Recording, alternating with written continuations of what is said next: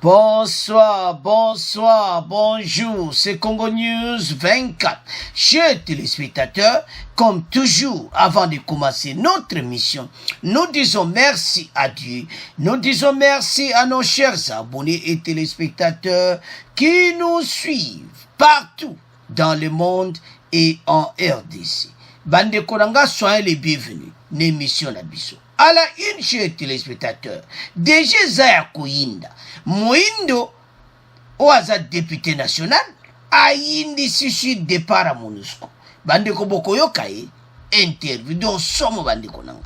Et puis on va parler encore. Interview, il y a un responsable onusien reconnaît les manquements de la MONUSCO. Donc, Bandi, Mbamoni Penaki Bazaba manquement Zakibeli. Alors, donc on développe ensemble. Deuxième point, chers téléspectateurs, ça chauffe au Tanganyika. Zoé Kabila en danger, ses proches destitués. Bandeko Kabila, Zoé Kabila, ça a un problème. Parce que président et vice-président va proche de l'Assemblée provinciale, Libanda, destitué. Donc, Yesiko Kalati. Donc, ils ont boulot dans une émission. Et puis, on va parler encore. Voilà des assommes, escroquerie. Madame Matata poursuivie pour escroquerie. Moi, si y a Matata Mpogno, escroquerie, bande Kobazo Samba, na tribunal de paix Yangalima. Alors, tu qu'on développe ensemble. Alors, chers téléspectateurs, premier point d'avis, quand est Tolobiwana, donc député Paul Moïndo a Yindisi. Toko banda d'abord na ye, sur dossier wana S, après, toko yoka, na deuxième partie, toko loba sur au MONUSCO, toko yoka représentant na bango makamba koloba. Donc, eza ya koyi na l'émission. Nord Kivu, le nouveau gouvernement doit écouter la population qui manifeste, affirme le député Paul Moïndo. Paul Moïndo a lobby, il faut ba yoka peuple.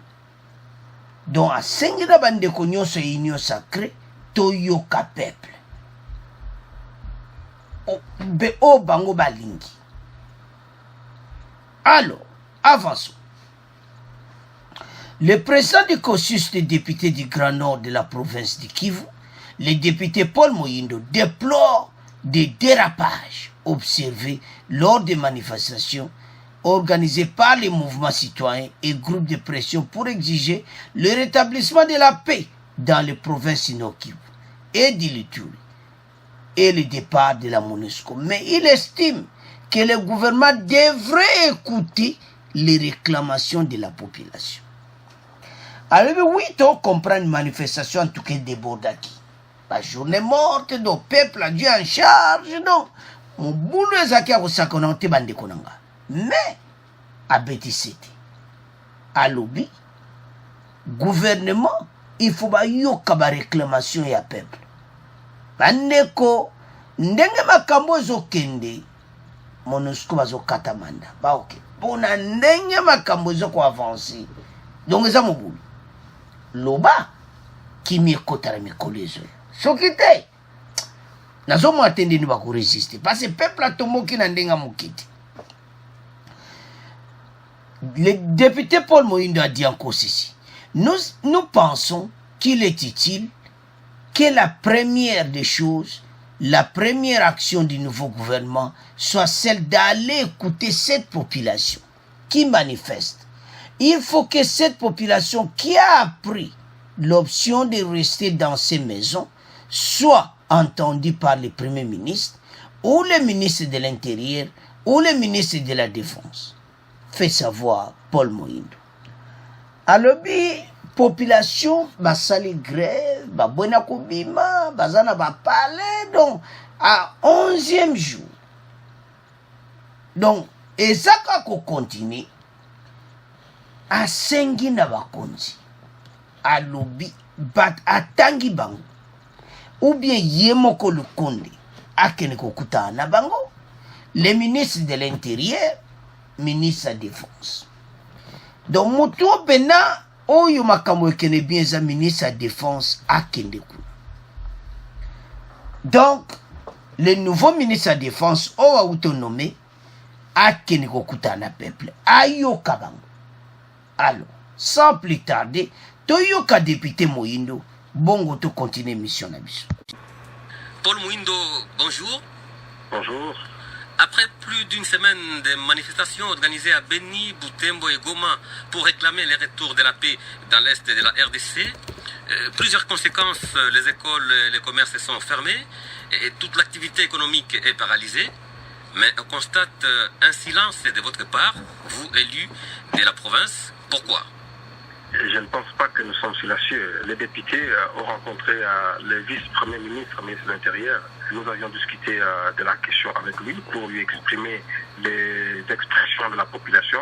Nous avons discuté avec la MONUSCO, notamment la représentante actuelle.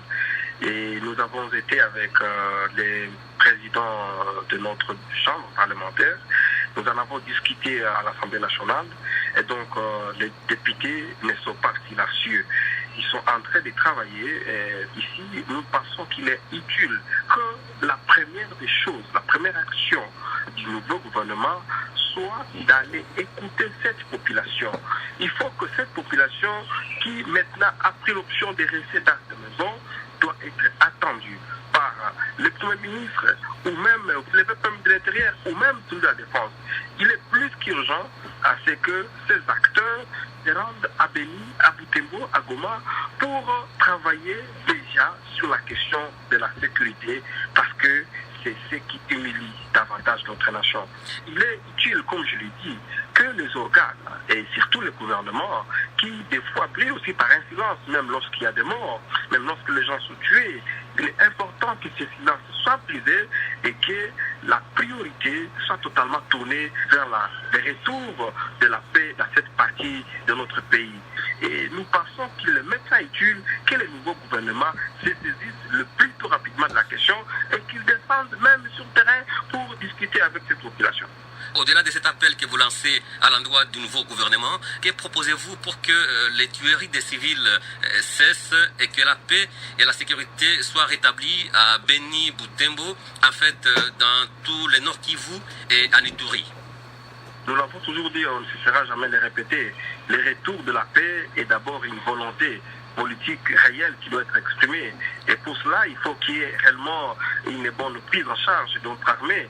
Et il faut également que tout ce qu'il y a comme élément de complicité à tous les niveaux soit également mis de côté. Il faut arriver, n'est-ce pas, à couper tout ce qui est comme chaîne de ravitaillement, de renseignements et tous ces ennemis. Il faut également une bonne combinaison. C'est que nous appelons une sorte d'opération conjointe réelle entre les acteurs qui sont impliqués dans le retour de la paix. Et nous pensons que si tout cela est mis à distribution, la paix peut facilement retourner à Beni. Mais partout ailleurs, même dans l'Ituri, il faut également que tout ce qu'il y a comme action de chaque acteur intervenant pour la paix puisse réellement être évalué et qu'il évolue dans un sens de pouvoir ramener la paix dans notre coin. Est-ce que vous avez un message à adresser à la population du Nord Kivu en général et aux manifestants en particulier? Oui, j'ai appris à Goma, par exemple, que les manifestations ont abouti à une sorte de guerre ethnique. Et je crois que ça, c'est quand même pas normal et c'est condamnable. Voilà pourquoi nous avons dit qu'il est important à ce que chacune des parties respecte bel et bien tout ce qui est comme droit dans ce qu'il y a à faire. Les manifestations sont légales et il faut que ce droit soit garanti dans le respect de loi. Il faut également que les services de sécurité arrivent également à mieux jouer leur rôle. À la population, elle doit comprendre que nous n'avons pas oublié. Nous continuons chaque jour à nous battre pour que la paix soit une réalité. Paul Moïndo, merci beaucoup. Merci. Alors, tolandi biso nyonso bandeko nanga, nous avons écouté Oya Lobi. Alors, situation oyo ezomwana na ndenge parce que alo azosenga baoyoka population parce que population atiki baactivité ne nyonso paralysé na mboka bavandi balefo résoudre situation yango wana asengaki na ministre de l'Intérieur, ministre de la Défense akodisika soli na bango ete comme temps bakende kuna bakende kwa peuple. Pour lui, le retour de la paix, donc, pour peuple Nezonga dans cette partie du pays une question de volonté politique. Donc, les politiciens ne pas laquer sa volonté moko que bazali pour le peuple. Peuple oyo bandiko na ngai balamuka na tongo mutakufi. Balamuka boye surtout loko chile lo baloba à chaque fois bakuta mutu na kaka na pembeni ya uni mutakufi. Alors bandeko situation comme à l'air mo bato babaye na ba. Lelo ba député ba komo loba parce bon ba ça ba porte-parole la peuple. Ba vota qui asa élu à côté. Alors, moi dans le faut pas yoka peuple. Peuple a réclamé départ à MONUSCO do Kangamatoïta, quels que soient les accords ou les awana. Bandeko, et ça problème au sérieux parce que MONUSCO va tindi pena mutu. O la di Guterres. O bozo mona wana ndiaye. Na RDC o wo, betozo ya na parti wana. Boko yoka pays. Pense moto pene peli que donc pression ndenge zo salama contre na bango esila na. Parce que tout ce monde a travaillé. Ils ont fait 20 ans. Na RDC. Mais la situation est comme un plus pire. Pour la nika se bavanda. Rôle na bango za combattre la peuple. Tina batinda ki bango po battre la peuple, bato bakufaka lisusu. Bon, tant mission ba pesibino bozo koka yango te. Hein? Na ebite so pena bato na mpeto yoko soda mo MONUSCO akufi na bitumba na ADF to yoki nanu te. Donc baena bango baza komi batela. Parce que to yoka ta dega moko te ke o mutumo MONUSCO babomi et tout ça. Parce que ceux qui viennent dans le terrain, parce que quand FARDC babomi FARDC moko, FARDC moko azoki, mais tu as ta suite na MONUSCO te ka azoki na kata zamba na bitumba. Batina ki bango pour elle. Yango place bande konepso ba congolais bazo pesa ba commentaire bazo lobake batoyo bazana makambo susu na RDC. À part makambo ba yeko protéger peuple. Parce que sont protégés dans le peuple. La population continue à mourir de jour au jour. Mais bon, basakawa. Et ça mawa. Avançons. Pour cela, il faut une bonne prise en charge de notre armée. Il faut que tous les éléments de complicité, à tous les niveaux, soient mis à côté. Couper les chaînes de ravitaillement des groupes armés, propose les députés. Paul Moïndo. À lobby yango. À lobby comme étant oyo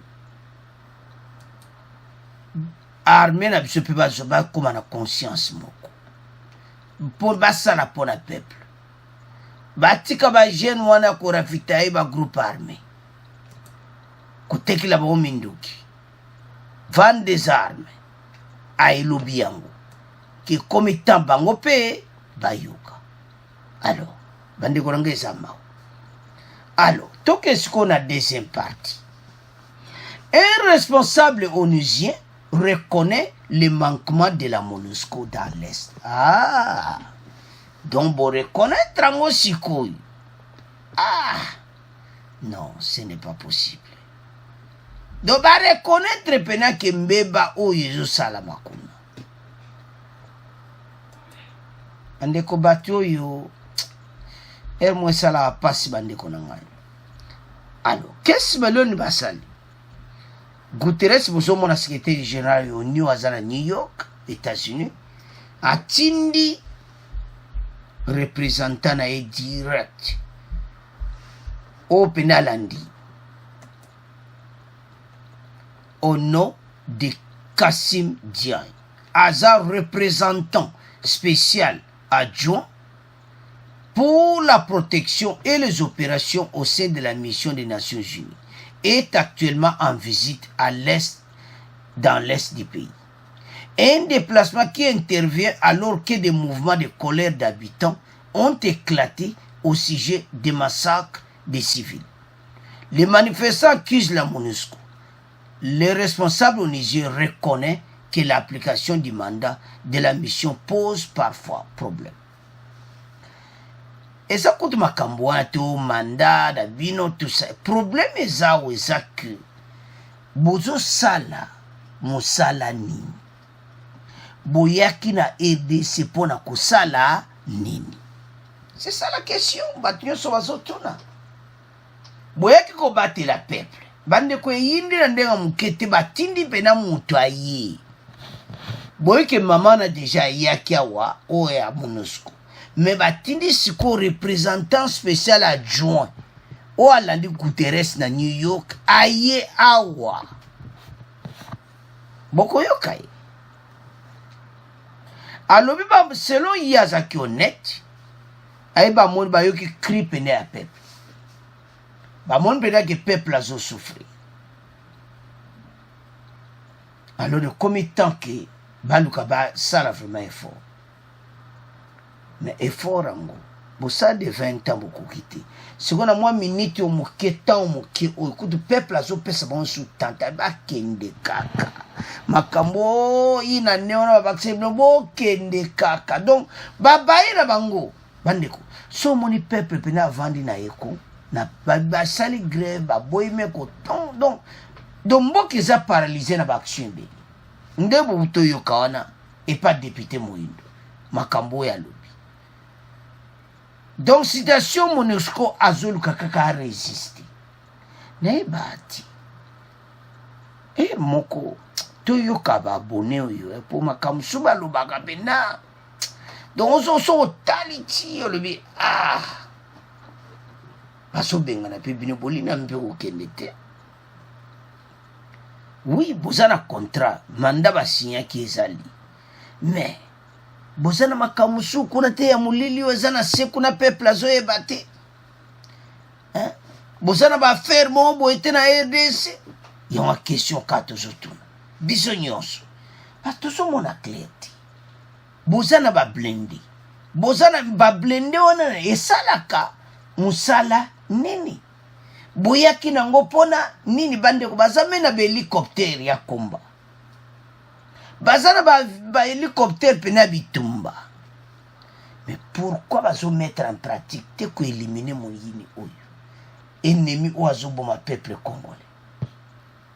Et ça mawa bande ko ngai komona combien de fois batoyo ba wume la RDC le peuple mo. Alors tokoyoka e. Donc représentant adjoint Yaouni Kassim Diagne Toyoka Kassim Diagne, bon to continuer mission na biso. J'ai entendu le cri de désespoir de la population qui est vraiment sans défense aujourd'hui. Je suis le premier à reconnaître évidemment les manquements de la MONUSCO et c'est cela que nous allons travailler. Le mandat, il est très clair. Le mandat qui nous a été assigné, c'est un mandat d'assister les forces de défense et sécurité, la MONUSCO, pour protéger la population qui souffre, éradiquer les forces négatives et également appuyer l'autorité de l'État à restaurer ses institutions ici au Congo. Le problème qui se pose avec le mandat, c'est l'exécution. Le diagnostic, il est très clair, tout le monde le connaît. Il faut aller au plus vite, il faut parer au plus pressé, il faut apporter aide et soutien aux populations civiles. Alors, bande konanga tolandi MONUSCO. J'ai entendu le cri de désespoir de la population qui est vraiment sans défense aujourd'hui. Je suis le premier à reconnaître. Wana représentant légal adjoint. O alandi Guterres awuti niyo na siège na bango. Batindi po awa moto epeli. Batindi mutaya. Je suis le premier à reconnaître évidemment les manquements de la MONUSCO. Et c'est sur cela que nous allons travailler. Ah, les manquements. Ondimiangu. Donc, bande ko ça la passe. Avançons. Le mandat est clair. Tolandi wana. Le mandat qui nous a été assigné, le mandat d'assister les forces de défense et de sécurité. La MONUSCO pour protéger la population qui souffre éradiquer les forces négatives et également appuyer l'autorité de l'État et restaurer ces institutions ici au Congo. Ah! Mandat eza pena polele boye bozo kokosala yango te mais bokeye na bino yo moyebisi biso. Moi je vais lire les mandats défense et sécurité pour protéger la population qui souffre. Est-ce que bazo protéger population bazo bomé chaque jour. Population on a ado mawatro bino mo reconnaître manquement. Est-ce que bozo sale la mandat na bino? Oh yomo lui que le mandat est clair. Bazo sale la yangote. Les peuples continuent à mourir. Pasi na pasi. Baza konyo koma do mawatro. Hein? Donc pasi à bouye. Ezo sala mawa. Hein? Peuple continue à mourir. Et ça passe. Continue à mourir. ADF, Azakuya, Oyoka Boye, Salib. Mais, mandez ça clair pour protéger la population. Mais pourquoi vous avez kokangote? Alors, ce que l'on va pêcher Moussano Kokinangote, malamotika. Que vous vendez kawana. Parce que tant que vous vendez, tu es sur bit na binoti. Pour bito boyela ki bozo kokate. Yomoko lobiam. To landi biso nyonso bandi konanga. Alors que le mandat est clair pour protéger la population, bango bazo kokate, il y a un manquement. Il y a un manquement. Ce que vous adressez comment? Mais peuple a boy n'écoute. A boy ne koyo kabino. Peuple a 5 aboke na bino. Bandeko citation oyo ezo sala mawa ndenga mokiti. Avançons. Le mandat est clair ne autolubawana. Après protéger la population, Yami Bali, éradiquer les forces négatives. Éradiquer. Mais pas sur Kokayangote. Les forces négatives sont toujours présentes. Donc, Bazawana. La force négative, Bazako Salamasulu. Chaque jour, Badega. Chaque jour. Beaucoup de éradiquer Yangoti. Appuyer l'autorité de l'État à instaurer ces institutions ici au Congo. Bandeko, mandat batoyo est comme flou. Tant où y est mon quoi andimi qui a un manquement, bosiko ba vandi bazo sala nini. Totuna na biso nyonso. Bato baza makamusute. C'est pour ça que ça pose des questions. On lobby clairement que le mandat est clair. Mais pourquoi vous avez accompli le mandat wanati? Les peuples continuent à mourir net basusu. Et ça m'a abandonné konanga. Alors, c'est à ce point pour le peuple à Sengi était bakindi. Baboy kutu bakamunyoso ba Sengi ka bakindi. Alors, bande konanga. Tukumotika premier point na bino, tukumoleka na deuxième point. Alors, chers téléspectateurs, tu combines à deuxième point na biso oba lobaka mote peli. Awa toko diviser en deux. Oye yindeli Zoé Kabila ba proche de mi balé destitué. Et puis on va parler. L'épouse de Matata Mponyo poursuivie pour escroquerie de plus de 400 000 $. La fondation Mapon citée comme civilement responsable. Bandeko Ezasom. Escroquerie de 400 000 $. Ezaya Kouinda Bandeko Nanga. Mais toujours un point. Alors, commençons avec la première partie. Assemblée provinciale du Katanga, des membres du bureau proches de Zoé Kabila destitués. Donc, Zoé Kabila Simemoto andimité. Bande kokuna ko mote zopela entre Union Sacrée na FCC. Union Sacrée a majorité na Tanganyika. Et puis, FCC bazaka muki. Alors, Union Sacrée bazo salama solo na ndenga muketi. Décision du président et du vice-président de l'Assemblée provinciale du Tanganyika. Zoé ata likolo ata laissé. Bateau pena bazo soutenir ye. Alors, bamona ke no ba banana bango. Président et assemblée, na vice-président assemblée provinciale à Tanganyika, Libanda. Bandeko, union sacrée au contrôle. Bazo contrôler mena Tanganyika. Union sacrée mokonzi na bango kobima président viba ko remplacer batoa. Bon comprendre kaka. Qu'une assemblée provinciale aux échouna batute. Donc, bango batu basaki ba pilier na ye, bango mi bali. Alors batie bango Libanda. Donc, ba proche pende à Zoé Kabila, comme vous voyez. Joseph Luku Kitenge et Alva Lubuli Kaluta, respectivement président et vice-président de l'Assemblée provinciale du Tanganyika, ont été destitués de leurs fonctions ce jeudi 15 avril à Kalemi. Lelo et Zayakouyinda émission. C'était au cours d'une séance plénière mouvementée convoquée par les rapporteurs de cet organe délibérant en vue de statuer sur les pétitions qui visaient les deux membres du bureau, encore restés fidèles à Zoé Kabila Mwanzambala, gouverneur et responsable du Front commun pour le Congo dans la province du Tanganyika. Batali, il faut pena batoyo balongwa. Alors, destituer bango pena bazaki ba proche na yi. Nde bozo monana Kabila ti loboko na litama do yeli engai. Azoye bate. Makambo ko kende ndenge nini pe kosuka ndenge nini. Bureau destitué. Yemodo azo comprendre te situation eza mobulu.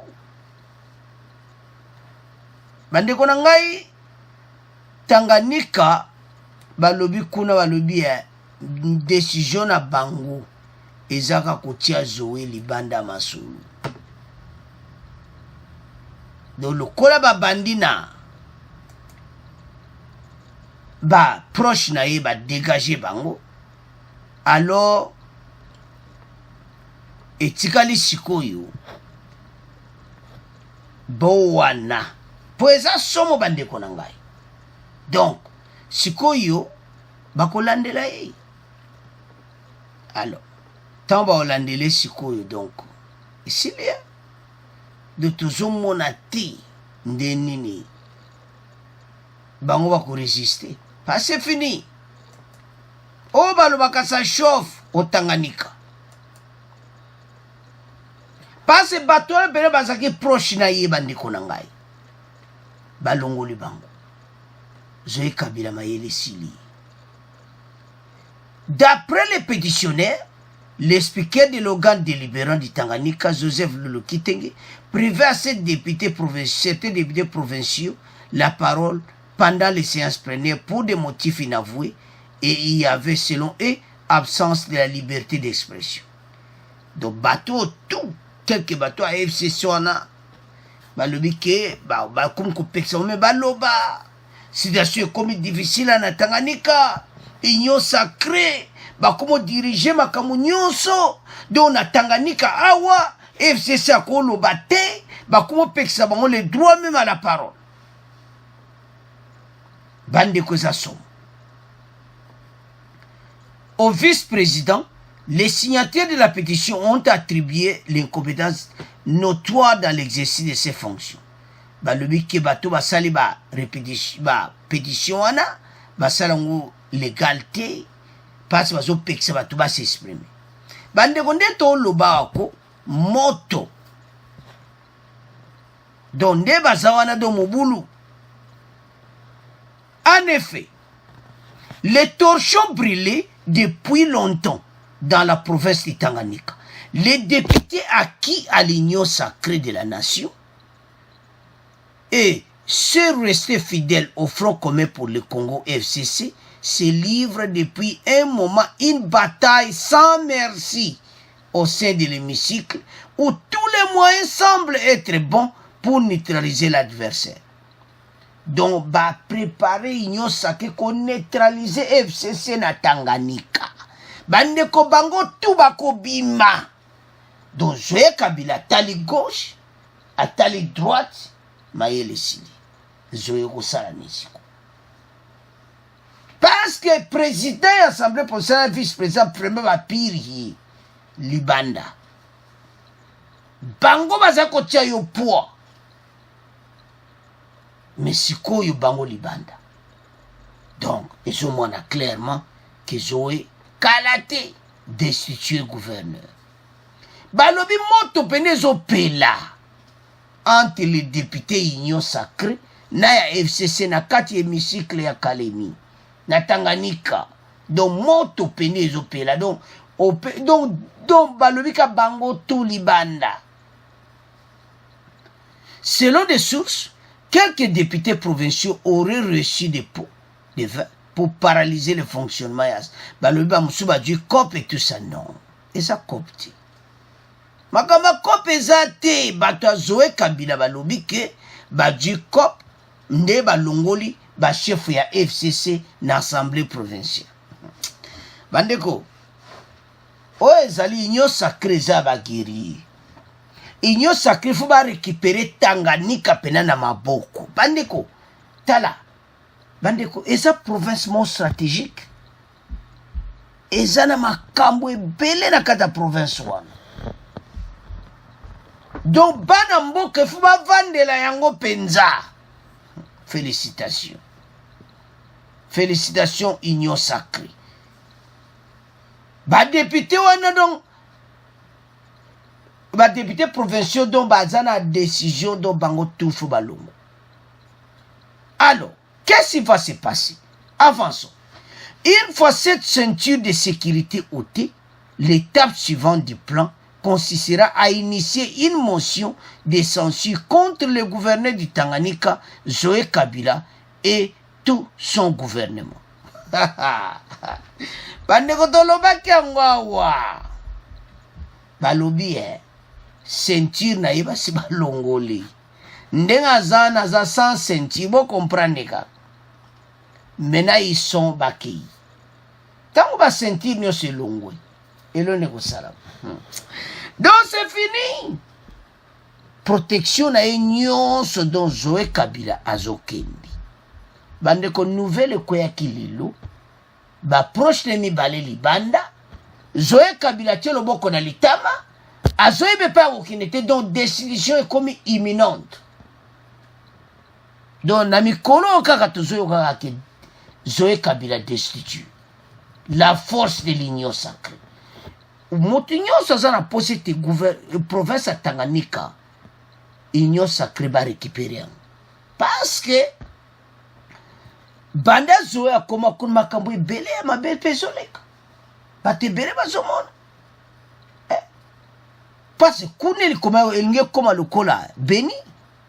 Alors, eloni to oloba awa, eza félicitations na ba député Union Sacrée. Na mosala kitoko, o baloba ke mala sisiko. Donc, ba sentir longo etikal kayimo. Alors, tout tiki premier parti tout monde na deuxième partie oye bomimboka. Madame Matata Mponyo. Atakutuba benda likonda. Batoyo, bande konanga batoyo nazo comprendre te. Na mwasi na yo. Matata Mponyo yo moko zana ba dossier wa bukaka lunzo ba dossier bele. Ezara parki. Nzambe. E risque yona mwasi na makala. L'épouse de Matata Mponyo poursuivie pour escroquerie de plus de 400 000 $, la fondation Mapon citée comme civilement responsable. Ndekweza mubulu.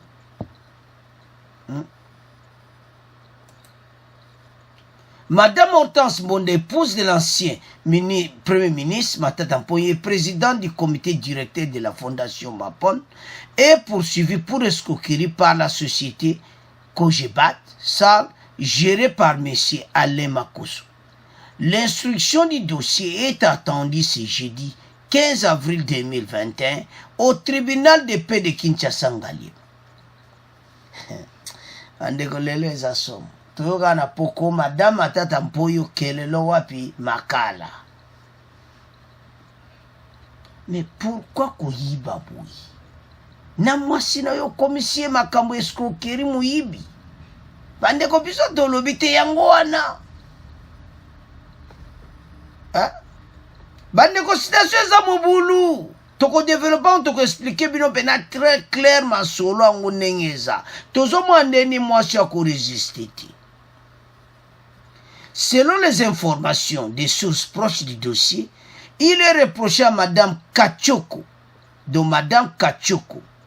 n'avoir pas payé en date du 4 décembre 2016 la somme de $400,000 à titre d'honoraire dû à la société Cogebat pour les études architecturales de réaliser en vue de la construction de la fondation Mavo. Donc, Moussala nyonso ya architecture. Moussala nyonso société na basalaki. Ba escroquer société oyo. $400,000. Ba futi bango mbongo wanati. Il est aussi reproché d'avoir confisqué la même date les engins et matériels d'une valeur de $324,000 et 2 immeubles. Ndeko sola na bandeko nanga. Dans un moment wana ba confisca ba matériel où ils ont coûté $324,000 et 2 immeubles ba confisqué yango. Oui bi bato yoko influence oyo tata mponyo premier ministre, ministre des finances, banyokoli ba congolais, mais to comme un état de droit. Oko salo boyibi bosabe be komi na suka. Bandeko société oyo il faut bafuta bango mbongo wana. Des documents signés makamu nyonso ok lokola yazaki premier ministre lokola yazaki ministre des finances bazana décision na mboka oyo PPRD bao diriger mboka balobi bakopesa bango mbongo wana ti ba escroquer bango kaka yango te et puis bakangi ba matériel na bango ya construction ba biloko ebele aya $324,000. Avançons. La fondation Mapon s'est alors invitée à ce procès comme civilement responsable pour répondre de toutes les condamnations éventuelles qui pourraient être prononcées à l'encontre de Madame Hortense Kachoko. Écoutez, c'est clair. Ba document ngwa bo opesa ki mbongo te pourquoi? Pourquoi confisquer biloko boye? Mbongo eza wapi? Bandeko bato balekana bala na ndenge moko. Oh nzambe na ngai. Nzambe ya ADC. Madame Kachoko. Yo pena Madame Matata Mpoyo. Eza mawa. Bandeko na ngai eza pasi ya.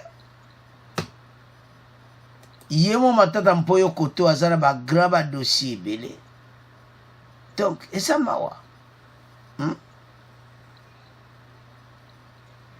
Oh, Madame Kachoko yoza un problème.